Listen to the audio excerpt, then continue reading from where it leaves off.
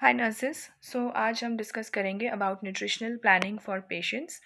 NCLEX में इससे related आपको डेफिनेटली एक क्वेश्चन आता ही है, एक दो तीन चार क्वेश्चन भी आ सकते हैं। Excuse me. सो इसमें मेन चीज़ क्या रहती है, न्यूट्रिशन से रिलेटेड क्वेश्चन, मतलब आप ये ना समझें कि बिल्कुल बेसिक है या इजी ही होगा, बिकॉज एनक्लेक्स में कोई भी क्वेश्चन इजी नहीं होता, ना ही डायरेक्ट होता है।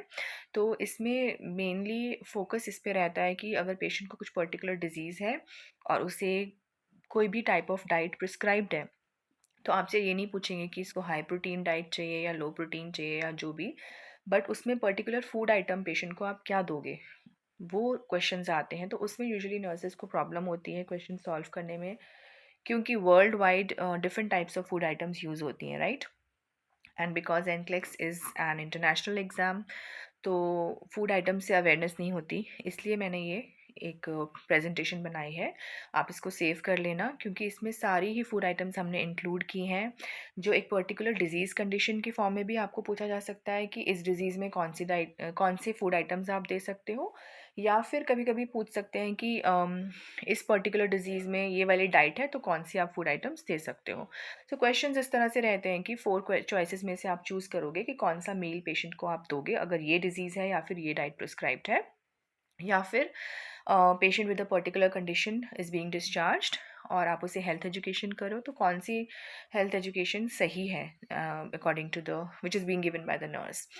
कई बार ऐसे भी आ सकता है कि हेल्थ एजुकेशन आप दे रहे हो पेशेंट को और patient repeats the instructions, and 4 options में से आपको बताना है विच response by the patient shows that he has understood the instruction, या फिर which response by the patient shows that he needs further education related to his diet। तो बहुत ही tricky questions होते हैं, बट अगर आपको एक बार डिटेल में समझ आ जाएगा, ये काफ़ी लंबी प्रेजेंटेशन है, तो आप इसको अच्छे से याद भी कर लेना और समझ भी लेना। कुछ इंपॉर्टेंट टिप्स भी मैंने इसमें इंक्लूड की हैं जो आपके लिए हेल्पफुल रहेंगी। सो लंबी प्रेजेंटेशन है, तो let's start. Nutritional planning for patients. First slide, इसमें है diets prescribed in various medical condition. So बीच बीच में मैंने इन स्लाइड्स में डाइट्स के नाम लिख दिए हैं, ये जस्ट आपकी इन्फॉर्मेशन के लिए है। तो इसमें आपको ये याद करने पड़ेंगे, काफ़ी तो आपको पता ही होंगे ऑलरेडी। जैसे रीनल डिजीज़ में तो काफ़ी कॉमनली पता रहता है, प्रोटीन रिस्ट्रिक्शन है, सोडियम रिस्ट्रिक्शन, पोटाशियम रिस्ट्रिक्शन, ये काफ़ी कॉमन है। इसके अलावा और कंडीशंस आप देख सकते हो, जैसे एडिसन्स डिजीज़ में हम सोडियम इंक्रीज़ करते हैं और पोटाशियम को रिड्यूस कर देते हैं, राइट। देन ADHD वाले पेशेंट्स को फिंगर फूड्स क्यों देते हैं हम, because they are very hyperactive. High calorie foods भी इसीलिए हमें चाहिए होते हैं because they need more energy, right. तो इस तरह से बर्न्स पेशेंट है, बर्न्स पेशेंट के केस में हम, बिकॉज हीलिंग इज़ रिक्वायर्ड, तो high protein, high calorie and vitamin C, all of these will be required for healing. Then cancer patients में again high calorie and high protein diet. Now coeliac disease में एक common आपने देखा होगा gluten free diet prescribed होती है usually.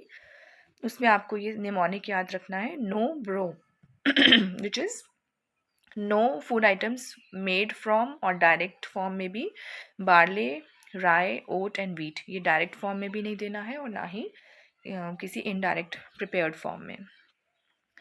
ठीक है, तो इस तरह से डिफरेंट कंडीशंस आगे भी स्लाइड्स आएंगी, फिर उसमें बीच बीच में हम डाइट्स डिस्कस करेंगे। नाउ कॉमन डाइट्स कौन कौन सी हो सकती हैं, मैं आपको बता देती हूँ। फर्स्ट है प्रोटीन रिस्ट्रिक्टेड डाइट, जो काफ़ी कॉमनली इंडिकेटेड होती है। सो रीनल डिजीज़ में होगी यूजुअली, या फिर सिरोसिस में भी हो सकती है, फिनाइल कीटोन्यूरिया में भी हो सकती है, राइट। Protein restricted diet. तो अब क्वेश्चन में ऐसे भी आ सकता है कि patient, you have a patient with liver cirrhosis और उसको प्रोटीन रिस्ट्रिक्टेड डाइट इंडिकेटेड है, तो इसमें से आप कौन सा मील सिलेक्ट करोगे, जिसमें हो सकता है वेजिटेबल्स हों और विद सम फैट्स, ऑयल्स हो, या फिर कुछ कार्ब्स के सोर्सेज भी लिखे हों, तो उसमें से आपको चूज़ करना रहता है। कभी कभी 2 ऑप्शंस में कंफ्यूज हो जाते हो, तो उसके लिए इंपॉर्टेंट टिप्स आपको ध्यान रखनी है।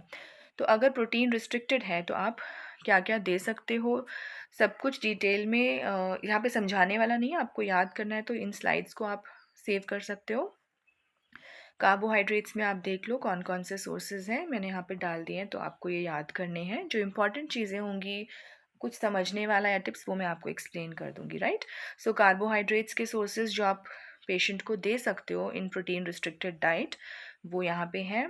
फिर कौन कौन से फ्रूट्स पेशेंट खा सकता है वो भी रिटन है। वेजिटेबल्स, कौन से फैट्स हेल्दी रहेंगे पेशेंट के लिए, specially olive oil, sunflower and canola oil. Then some beverages also patient can take, right. तो ये रहेगा प्रोटीन रिस्ट्रिक्टेड डाइट, या फिर patient with chronic kidney disease, kidney failure, liver cirrhosis, phenyl ketone urea वाला patient. Now high protein diet में क्या क्या रहेगा, कब देते हैं हाई प्रोटीन डाइट हम पेशेंट को? It is given in burns, cancer. Protein से आपको क्या याद आता है? Usually animal protein and dairy ही हम देते हैं, ठीक है। तो it is a common kind of question, usually सबको पता ही रहता है, बट इसमें प्लांट प्रोटीन्स में आप याद रख सकते हो। जैसे हो सकता है कभी कभी पेशेंट को हाई प्रोटीन डाइट इंडिकेटेड है बट साथ में उसे लैक्टोज इंटॉलरेंस भी है अगर, तो ये आपको खुद से ही पिकअप करना है पेशेंट की हिस्ट्री से। इन दैट केस हम पेशेंट को सोय प्रोडक्ट्स दे सकते हैं instead of dairy products, right. Soy products दे दो, tofu, soy milk etcetera, to make up for the protein which is required by the patient. एंटलेक्स टिप्स इसमें क्या रहेंगी जब आपको प्रोटीन मैनेज करना है डाइट में? अगर किसी भी क्वेश्चन में रिटन है किडनी डिजीज़ है, या फिर मान लो कि already high blood urea nitrogen या क्रिएटिन है, तो आपको लो प्रोटीन देना है, राइट। और एक इम्पॉर्टेंट एक्सेप्शन आपको याद रखनी है, डायलिसिस वाले पेशेंट में हम प्रोटीन इंक्रीज़ करते हैं कई बार। ये एक एक्सेप्शन है फॉर किडनी डिजीज़ पेशेंट्स, क्योंकि एक तो डायलिसिस में protein loss, amino acids and कुछ माइनर प्रोटीन लॉस होता है पेशेंट का। So to make up for that high protein हम दे सकते हैं। और इसके अलावा इन डायलिसिस यूरिया का भी एक्सक्रीशन हो ही रहा है ऑलरेडी, तो इसलिए प्रोटीन रिस्ट्रिक्शन की रिक्वायरमेंट नहीं रहती है, राइट। तो ये एक एक्सेप्शन है, आपको याद रखना है। यूजुअली किडनी डिजीज़ से आपको हमेशा यही लगेगा कि प्रोटीन रिस्ट्रिक्शन है, लेकिन अगर डायलिसिस चल रहा है तो प्रोटीन हाई भी कर सकते हैं पेशेंट के लिए। Please remember this, this is very important. Then आपका नेक्स्ट है हाई कैलोरी डाइट। ये कब दी जाती है पेशेंट को? malnutrition, cancer patients, tuberculosis, hyperthyroidism वाले पेशेंट में भी, बिकॉज मेटाबॉलिज्म फास्ट रहता है, burns and trauma, post surgery जब पेशेंट रिकवर कर रहा है, और अंडरवेट पेशेंट्स, इन सभी में हम हाई कैलोरी डाइट देंगे पेशेंट को, ठीक है। तो हाई कैलोरी में हमें ऐसे नहीं करना कि बिल्कुल बिग मील्स दे दिए पेशेंट को, ये भी इम्पॉर्टेंट है। Just remember small frequent meals देने हैं, 5 to 6 मील्स पर डे आप दोगे, ये नहीं कि 3 बिग मील्स, है ना। तो ये ऑप्शंस में आ सकता है कि एक ऑप्शन में होगा कि आपने 3 बिग मील्स दे दिए, और एक ऑप्शन में होगा 5 to 6 meals per day and these are the items. तो वो आपको ध्यान रखना है, हाई कैलोरी है तो स्मॉल फ्रीक्वेंट मील्स देने हैं हमें पेशेंट को। तो कैलोरी से हमें क्या याद आता है? कार्बोहाइड्रेट्स ही मेजर सोर्स रहते हैं कैलोरीज़ के, राइट। तो उसके आप सोर्सेज देख लो, ये आपको याद रखने हैं। और कुछ कुछ कैलोरी डेंस फैट्स भी होते हैं जो हम पेशेंट को दे सकते हैं, वो आपको याद रखने हैं, ठीक है। तो ये सोर्सेज आपको खुद ही याद रखने हैं बच्चों।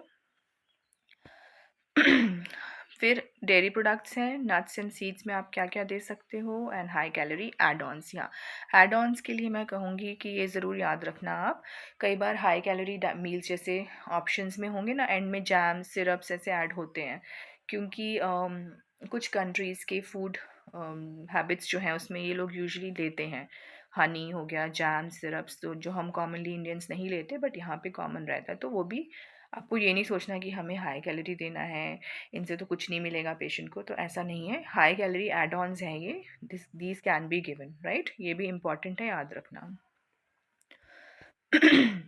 एंटलेक्स टिप्स इसमें इम्पॉर्टेंट, अगर आपको आइडेंटिफाई करना है कि हाई कैलोरी कब दोगे, अगर पेशेंट अंडरवेट है, पोस्ट ऑप है, या क्रॉनिकली इल है, और डायरेक्टली नहीं लिखा हाई कैलोरी, तो भी आप हाई कैलोरी वाली फूड आइटम्स ही चूज़ करना, ठीक है। और अगर वेट गेन की ज़रूरत है, माल नरिश्ड है पेशेंट बहुत ज़्यादा, तो आप कैलोरीज इंक्रीज़ करोगे। और अगर पेशेंट को बर्न्स हैं तो high calorie as well as protein दोनों ही आपको इंक्रीज़ करना है। आई होप आपको समझ में आ जाएगा ये अच्छे से। इसके बाद लो कैलोरी डाइट, ये हम पेशेंट को कब देते हैं?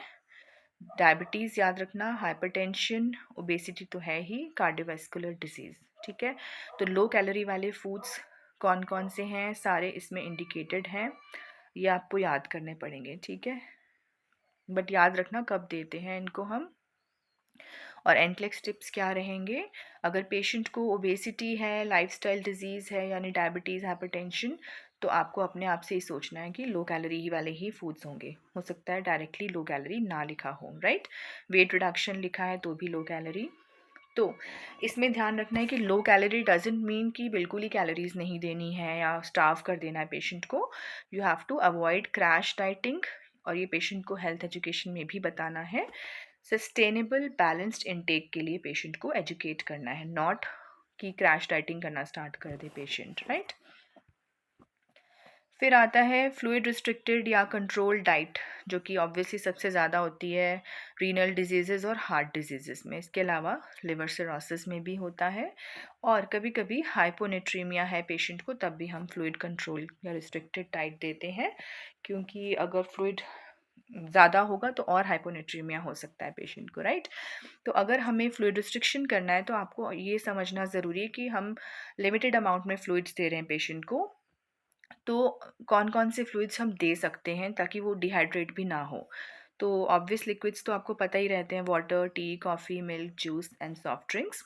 उसके अलावा ये जो सेमी लिक्विड्स हैं, सूप्स, ब्रॉथ्स, कस्टर्ड, पॉरेज, ये भी लिक्विड्स में ही आते हैं, ठीक है। तो इनको भी रिस्ट्रिक्टेड फॉर्म में ही हम देंगे।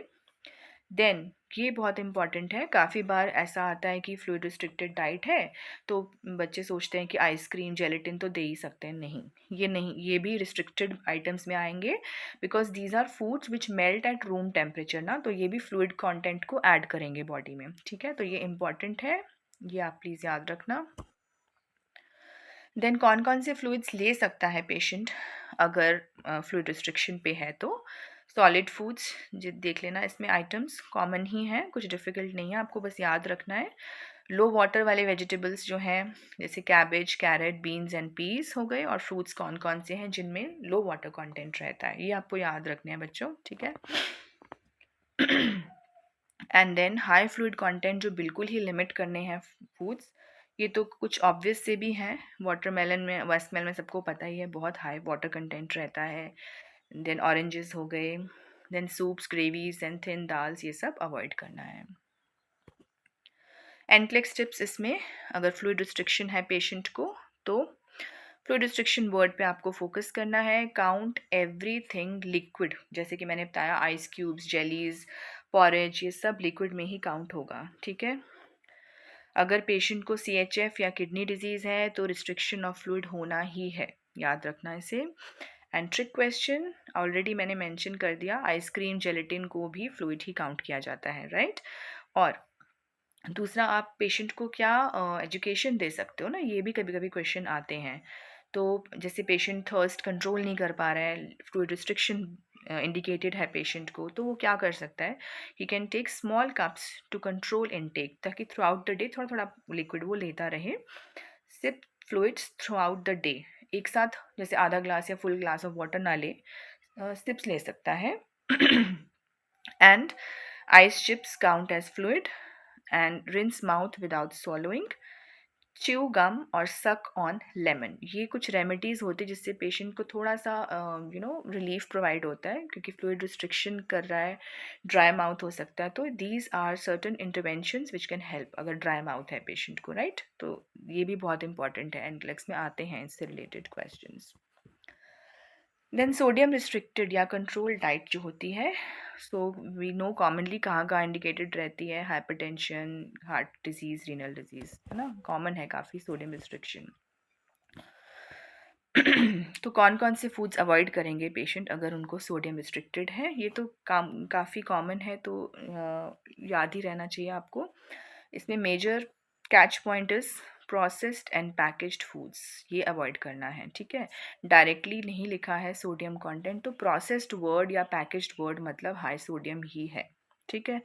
उसके अलावा जो प्रिजर्व्ड फूड्स होते हैं, जैसे पिकल्स, सॉसेस बहुत खाते हैं कुछ कंट्रीज़ में, एंड सॉसेजेस या बेकन, प्रोसेस्ड मीट्स जो होते हैं, इन सभी में सोडियम ज़्यादा रहता है, ठीक है।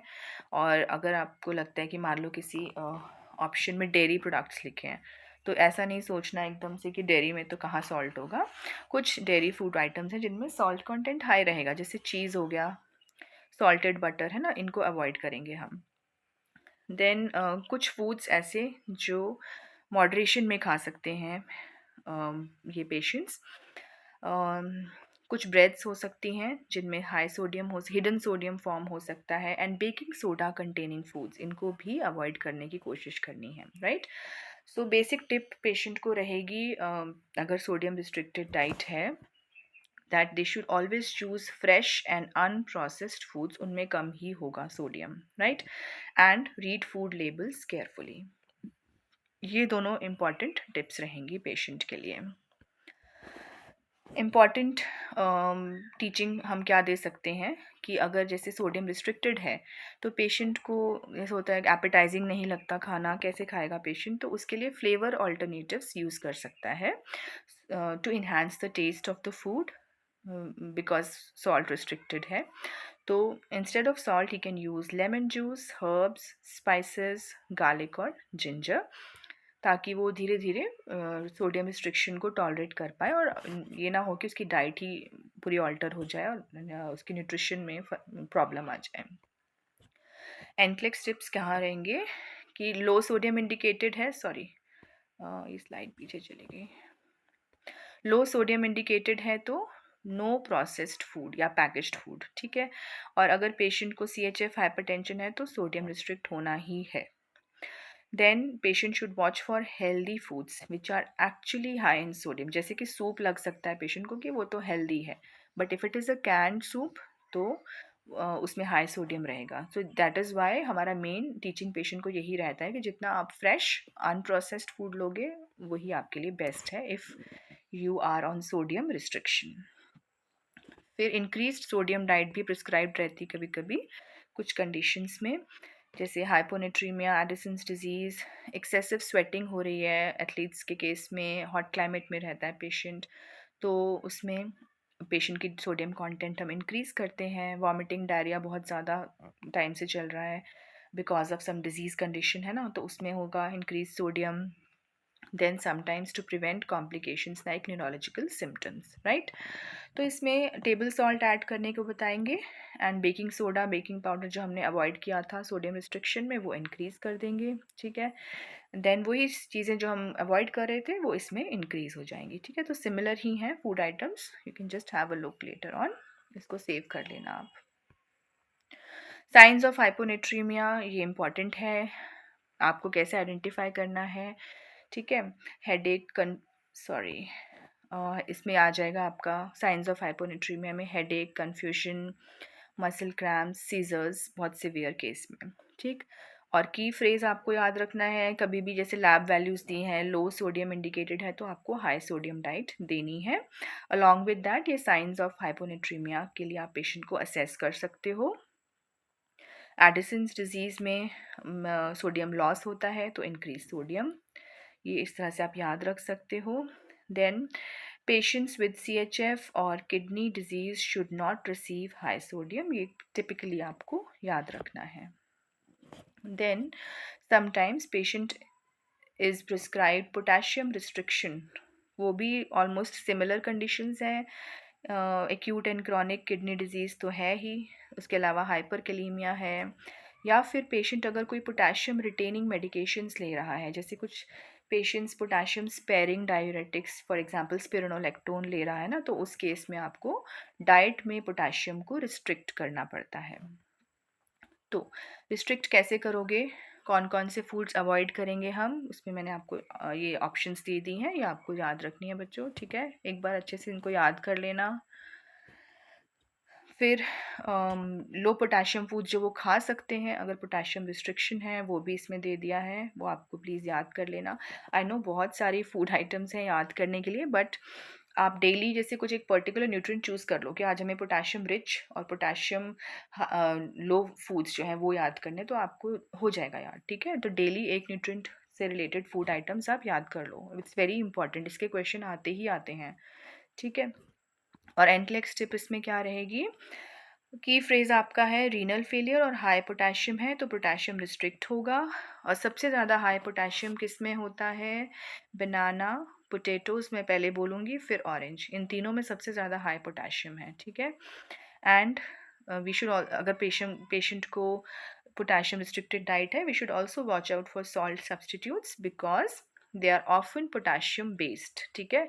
तो मान लो इनमें से कोई भी आइटम नहीं लिखी लेकिन सॉल्ट सब्सटीट्यूट लिखा है, तो आपको वो पता होना चाहिए वो भी ऑफन पोटेशियम बेस्ड होता है, ठीक है।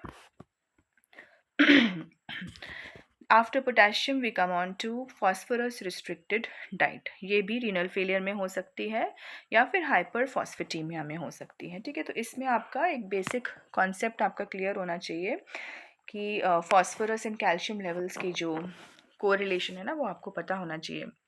जैसे हमारी बॉडी में कुछ हार्मोन्स हैं, पैराथायरॉयड हार्मोन, कैल्सिटोनिन, ये सारे हार्मोन्स हमारे फॉस्फोरस एंड कैल्शियम लेवल्स को बैलेंस करके रखते हैं, ठीक है। तो जहाँ पे भी आपको फॉस्फोरस रिस्ट्रिक्शन है तो आपको कैल्शियम इनटेक को भी बैलेंस करके चलना है और दोनों की लैब वैल्यूज़ पे भी आपको चेक रखना है, right. Also along with phosphorus restriction protein and potassium restriction भी रहेगा, ठीक है। तो याद रखना, मे बी अगर क्वेश्चन पूछ रहा है patient has maybe acute kidney failure and lab values show hyperphosphatemia, तो कौन सी डाइट होगी, तो आपको उसमें प्रोटीन और पोटेशियम रिस्ट्रिक्शन भी याद रखना है, ठीक है। तो आप अभी जो मैं फूड सोर्सेज बताऊंगी वो फॉस्फोरस के हैं, बट आपको प्रोटीन और पोटेशियम के सोर्सेज भी पिकअप करने हैं, ठीक है। प्लीज़ याद रखना ये, क्योंकि यूजुअली जो भी फूड आइटम्स जिनमें प्रोटीन एंड पोटेशियम हाई होता है उनमें फॉस्फोरस भी हाई रहता है, ठीक है। तो ये दो इंपॉर्टेंट चीज़ें आपको याद रखनी है। हाई फॉस्फोरस फूड्स जो पेशेंट को अवॉइड करने हैं, उसमें लिस्ट है, आप देख सकते हो। पैकेज्ड फास्ट फूड्स, प्रोसेस चीज़ भी है इसमें, तो ये आप याद रखना, these foods will be avoided. Low phosphorus foods जो वो खा सकते हैं वो भी इसमें लिस्ट है, तो ये सब बच्चों आप याद कर लो, ठीक है। एनक्लेक्स टिप इसमें क्या रहेगी, अगर सीकेडी है और हाई फॉस्फोरस लैब वैल्यूज़ में इंडिकेटेड है तो हो सकता है वो ऐसे ना पूछें कि क्या डाइट दोगे आप पेशेंट को, आपको खुद से पता होना चाहिए, रिस्ट्रिक्ट करना है आपको फॉस्फोरस। देन सबसे ज़्यादा हाई फॉस्फोरस आपको लगेगा कि फूड में, फ्रूट्स में होगा, बट डेयरी प्रोडक्ट्स में हाई फॉस्फोरस कंटेंट रहता है, तो उस पे ज़रूर फोकस करना। जिस भी क्वेश्चन के ऑप्शन, जिस ऑप्शन में डेयरी होगा ना, वो आपको एलिमिनेट कर देना है, ठीक है। एंड ये मैंने पहले भी बताया कि phosphorus restriction often is combined with low protein and low potassium also, ठीक है। So please keep this in mind. Then next is vitamin C rich diet. ये तो काफ़ी कॉमन है कि हम कब देते हैं, स्कर्वी सबको पता है। देन वूंड हीलिंग में चाहिए हमें, आयरन डेफिशिएंसी होती है तो vitamin C is important for iron absorption. Then infections के केस में भी हमें देना है फॉर हीलिंग, राइट। तो इसमें फूड आइटम्स तो कॉमनली सबको पता है, बट कुछ हैं जो जैसे आपको यूजुअली पता होंगी, ऑरेंज, लेमन, ज़्यादा से ज़्यादा amla, which is also known as Indian gooseberry, है ना। लेकिन उसके अलावा भी बहुत सारी फूड आइटम्स हैं, तो वो आपको अभी मैं बता दूंगी। उसके अलावा पेशेंट को टीचिंग बहुत इंपॉर्टेंट रहती है अगर पेशेंट को विटामिन सी रिच डाइट लेनी, या फिर अगर पेशेंट को अनीमिया है, ये टीचिंग बहुत इंपॉर्टेंट है। फर्स्ट, जैसे ये डिस्चार्ज के टाइम हो सकता है क्वेश्चन आए कि आपको patient is recovering from iron deficiency anaemia and he is being discharged, तो आप उसे क्या हेल्थ एजुकेशन दोगे, ठीक है। तो उसके लिए इंपॉर्टेंट है, एक तो विटामिन सी जो है इट इज़ हीट सेंसिटिव, तो avoid over cooking. Then patient should preferably take raw और slightly cooked food. He should avoid stored और ओल्ड फ्रूट्स, उनमें विटामिन सी कंटेंट कम हो जाएगा। Cut fruits just before eating, जिससे कि मैक्सिमम उसको विटामिन सी मिले। And use minimal water while cooking. ये बहुत इंपॉर्टेंट इंस्ट्रक्शंस हैं जो पेशेंट को देनी है, ठीक है, और ये क्वेश्चन फॉर्म में आ सकता है। Then foods rich in vitamin C, ये आपके सामने लिस्ट है, तो ये आपको याद रखनी है। देन एंटलेक्स टिप्स इसमें क्या रहेगा, वूंड हीलिंग है, ब्लीडिंग गम्स हैं, आपको खुद से विटामिन सी वाले फूड आइटम्स पे आ जाना है, right. Then enhances iron absorption, ये एक इम्पॉर्टेंट कॉम्बिनेशन में आ सकता है कि विटामिन सी डायरेक्टली नहीं पूछेंगे, जैसे स्कर्वी ना दें, ब्लीडिंग गम्स ना दें, वूंड हीलिंग ना दें, आयरन डेफिशिएंसी एनीमिया के साथ। तो आप आयरन पे ही फोकस ना करते रह जाना, उसमें याद रखना विटामिन सी पे भी आपको फोकस करना है, राइट। और सबसे highest sources of vitamin C क्या है? Indian gooseberry and guava. तो please remember this. Then we come on to gluten free diet. So gluten free diet जो होती है, आजकल तो काफ़ी कॉमनली सुनते हैं, सबको नॉर्मल लोगों को भी पता ही रहता है, सिलिक डिजीज़ में देते हैं, ग्लूटेन सेंसिटिविटी है एंड व्हीट एलर्जी, राइट। इसके अलावा पेशेंट को एजुकेशन बहुत इंपॉर्टेंट है कि ना सिर्फ आपको फूड आइटम्स को फ़िल्टर करना है, बट ऑल्सो कुकिंग प्रैक्टिसेस के बारे में पेशेंट को हेल्थ एजुकेशन देना होता है। First, he should use separate utensils for the patient who is having this gluten sensitivity और coeliac disease.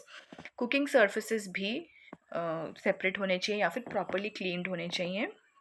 And gluten free certified labels के लिए स्पेसिफिकली पेशेंट मार्केट से चीज़ें लेते हुए चेक कर सकता है। कौन कौन से फूड्स अवॉइड करने हैं? तो एक तो मैंने आपको ब्रो स्टार्टिंग में बता ही दिया था, वो अवॉइड करना है।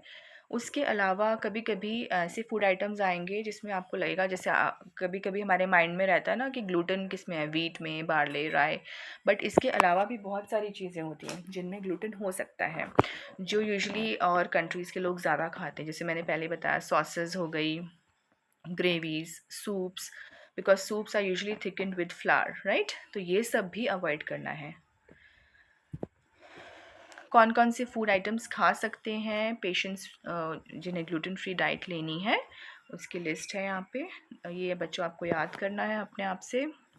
एनक्लेक्स टिप्स इसमें, सिलिक डिजीज़ है तो no gluten ever, life long precautions होती हैं। ये भी एक हेल्थ एजुकेशन की फॉर्म में क्वेश्चन आ सकता है कि पेशेंट पूछ सकता है कब तक लेना है, तो it is for life, right. Then remember, rice is safe and wheat is not safe, ठीक है, फॉर ग्लूटेन एलर्जी और celiac disease. And watch out for hidden glutens in sauces and processed foods. Then ये अलग conditions हैं जिनमें different diets prescribed होती हैं, ये आपने काफ़ी कॉमनली सुनी होंगी, high fibre, low fibre, right. Then calorie restricted होती हैं, फिर हाई प्रोटीन, ये सब हमने काफ़ी कर लिए हैं। तो देखते हैं कौन कौन सी डाइट्स हैं। फर्स्ट है हाई फाइबर डाइट। इसमें आता है, हाई फाइबर हम कब देंगे? जब पेशेंट को कॉन्स्टिपेशन, तो चलो नॉर्मल सी एक प्रॉब्लम हो गई, उसके अलावा टाइप 2 डायबिटीज़ में, हाइपरलिपिडेमिया, डायवर्टिकुलोसिस, इन सब में हाई फाइबर डाइट देनी है। बट इसमें इम्पॉर्टेंट कैच पॉइंट क्या है कि फाइबर के साथ साथ आपको वाटर इनटेक भी बढ़ाना है पेशेंट का, राइट। विदाउट फ्लूइड्स अगर आप फाइबर देते जाओगे तो इट मे वर्सन कॉन्स्टिपेशन और अदर कंडीशंस भी जो हमने लिस्ट आउट किए हैं, ठीक है। तो हाई फाइबर के साथ साथ आपको वो ऑप्शन चूज़ करनी है जिसमें वाटर कंटेंट भी ज़्यादा हो।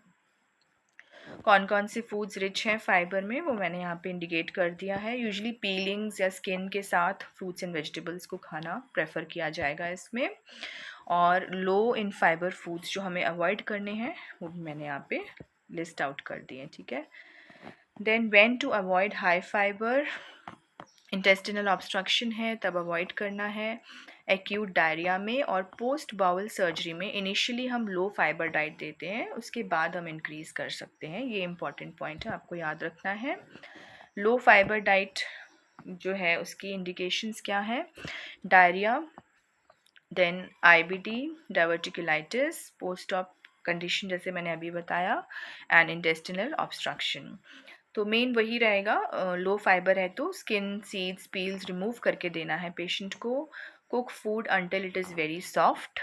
Then avoid spicy and gas forming foods, ये भी इंपॉर्टेंट है फॉर हेल्थ एजुकेशन, ठीक है। तो डाइट से रिलेटेड क्वेश्चंस में सिर्फ फूड आइटम्स नहीं आती, आपको ये चीज़ें भी आ सकती हैं क्वेश्चन में। देन कौन कौन से फूड्स खा सकता है पेशेंट लो फाइबर में, वो आप यहाँ पे देख सकते हो लिस्ट, राइट। एंड कौन कौन से फूड अवॉइड करने हैं वो भी यहाँ पे लिस्ट है, ठीक है। NCLEX tips for low fibre diet, अगर कोई भी पेशेंट का मेडिकल कंडीशन है जिसमें बाउल रेस्ट इंडिकेटेड है, जैसे कि पोस्ट ऑप पेशेंट है, आईबीडी है, तो आपको लो फाइबर ही देना है, ठीक है। और जो भी हम हाई फाइबर में दे रहे हैं उससे ऑपोजिट देना है। और diarrhoea, inflammation and post op में सबसे ज़्यादा आता है क्वेश्चन, तो इसमें यूज़ करते हैं हम। देन लो कार्ब डाइट क्या होता है? लो कार्बोहाइड्रेट्स हम देंगे टाइप डायबिटीज़ में, ओबेसिटी में और मेटाबॉलिक सिंड्रोम में हमें कार्बोहाइड्रेट्स रिमेंबर लिमिट करने हैं, एकदम बंद नहीं कर देने हैं, ठीक है। तो फूड्स अलाउड कौन कौन से हैं वो इसमें लिस्ट है बच्चों, आप एक बार देख लेना इसको, ठीक है। और अगर लो कार्ब डाइट है तो आपको ध्यान रखना है, डायबिटीज़ है, ओबेसिटी है, तो लो कार्ब ही दोगे। And avoid simple sugars first. And remember it's not zero carbs, it is low carb, so control देना बट कार्ब्स देते रहना है, ऐसा नहीं कि ज़ीरो कार्ब्स कर दो। देन ये कुछ और लिस्ट ऑफ कंडीशंस हैं, इनमें कुछ में फ़ैट कंट्रोल्ड है, कैल्शियम कंट्रोल्ड, ये आप देख सकते हो जस्ट फॉर योर इन्फॉर्मेशन, आपके लिए मैंने पूरी पीपीटी ही ऐड किया, तो I have kept this slide. बस एक लास्ट में ये जो पर्निशियस एनीमिया, इसका मैंने आगे मेंशन नहीं किया, so I am just highlighting. Pernicious anaemia में हमें विटामिन B12 इंक्रीज़ करना होता है ना, तो उसमें shellfish, beef liver and fish, ये इम्पॉर्टेंट फूड आइटम्स हैं। उसके अलावा डाइट्स हैं लो ऑक्सलेट डाइट, जब पेशेंट को ऑक्सलेट किडनी स्टोन्स होते हैं ना तब हम देते हैं, और हाइपर ऑक्सिलूरिया में भी देते हैं। इसमें भी याद रखना है कि लो ऑक्सलेट डाइट्स के साथ साथ fluid intake has to be increased, otherwise removal of stones नहीं हो पाएगा। और अनदर इम्पॉर्टेंट थिंग, आप ऑक्सलेट फूड प्रोडक्ट्स तो मैं भी बता दूंगी, उस पर आप फोकस करोगे, उसके साथ साथ आपको कैल्शियम इनटेक पे भी चेक करना है, because calcium helps in binding oxalate in the gut, तो वो भी हेल्प करेगा ऑक्सलेट लेवल्स को लो करने में। Then excessive vitamin C supplements अगर पेशेंट ऑलरेडी ले रहा है ना, तो वो भी इंक्रीज़ करते हैं ऑक्सीडेट, ये भी इंपॉर्टेंट पॉइंट है, ये आपको चेक करना है पेशेंट की हिस्ट्री में, he has come with kidney stones और वो विटामिन सी सप्लीमेंट्स ले रहा है, may be for iron deficiency ले रहा हो, है ना, तो वो आपको स्पेसिफिकली याद रखना है, ठीक है। इसीलिए एंटलेक्स में आपको बहुत कॉशियस रहना पड़ता है। Then fluid content 2 to 3 litres of water per day.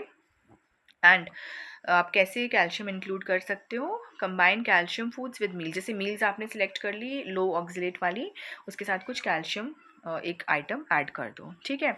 And avoid excessive salt and proteins also, ये सब इम्पॉर्टेंट है, याद रखना ऑक्सलेट लो ऑक्सलेट डाइट में किडनी स्टोन्स के केस में। तो कौन कौन से फूड अवॉइड करने हैं किडनी स्टोन्स वाले को, लिस्टेड है, याद कर लो। और लो ऑक्सलेट फूड्स जो वो खा सकता है वो भी मैंने इसमें लिस्ट आउट कर दिए हैं, राइट। एंड इम्पॉर्टेंट अगर बिल्कुल आपको हाई ऑक्सलेट कंटेंट वाले फूड्स हैं तो स्पिनच, नट्स, चॉकलेट, ठीक है। चॉकलेट से आप सोच सकते हो ना कि नहीं होगा इसमें, तो it is kind of an exam trap, इसमें हाई ऑक्सलेट रहता है।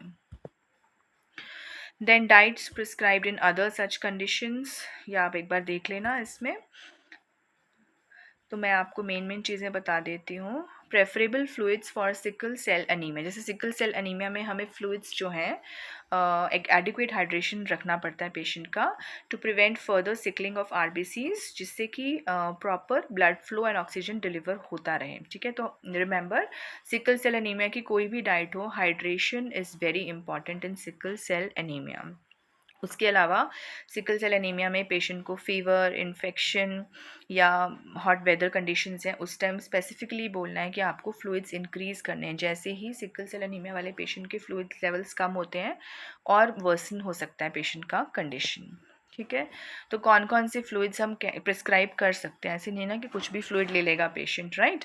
Plain water will be the best choice, वही बोलो, अदरवाइज अगर ज़्यादा नहीं पी पा रहा है पेशेंट तो ORS दे सकते हैं, only fresh juices and milk based drinks भी दे सकते हैं, even smoothies can be helpful, but कुछ भी हाइड्रेशन करते रहना है पेशेंट को, राइट। क्लियर सूप्स भी दे सकते हैं। फूड्स टू अवॉइड और limit in sickle cell anaemia, caffeinated drinks because उससे डिहाइड्रेशन होगा, right. Sugary beverages and alcohol, ये सब नहीं देना है, strictly not allowed, right. Then stroke के पेशेंट में हमने, ये काफ़ी कॉमनली आता है एनक्लेक्स में, बट अभी थोड़ा पुराना हो गया, but still it is important. Stroke में क्या रहता है, हमें पेशेंट को सॉफ्ट डाइट देनी पड़ती है, बिकॉज डिस्फेजिया हो सकता है, weakness of facial and oral muscles हो सकता है, न्यूरोलॉजिकल इम्पेयरमेंट हो सकती है। तो हमें ऐसी सॉफ्ट डाइट देनी होती है जो कि ईजी टू च्यू हो, ईजी टू स्वॉलो हो और एस्पिरेशन के चांसेस मिनिमल हों, right. Along with that adequate nutrition भी पेशेंट को जाता रहे और स्वॉलोइंग डिफ़िकल्टी ना हो, ठीक है। तो ये बहुत इंपॉर्टेंट है। कौन कौन से फूड्स ले सकता है पेशेंट, इसमें देखो फूड आइटम्स तो सब कुछ इंक्लूडेड हैं काफ़ी।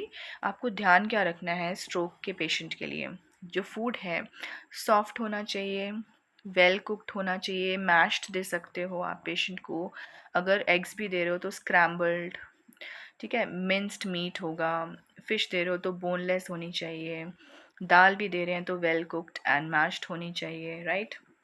तो ये सब चीज़ें हमें ध्यान रखनी है for a patient of stroke. कौन कौन से फूड्स बिल्कुल अवॉइड करने हैं स्ट्रोक के पेशेंट को, कुछ भी ऐसा जो फ्राइड है, क्रस्टी है, रॉ है या लार्ज पीसेस हैं, च्यूई है, कुछ भी पीनट बटर स्टिकी हो सकता है, देन नट सीड्स वगैरह तो अवॉइड ही करने हैं फॉर स्ट्रोक पेशेंट्स, राइट।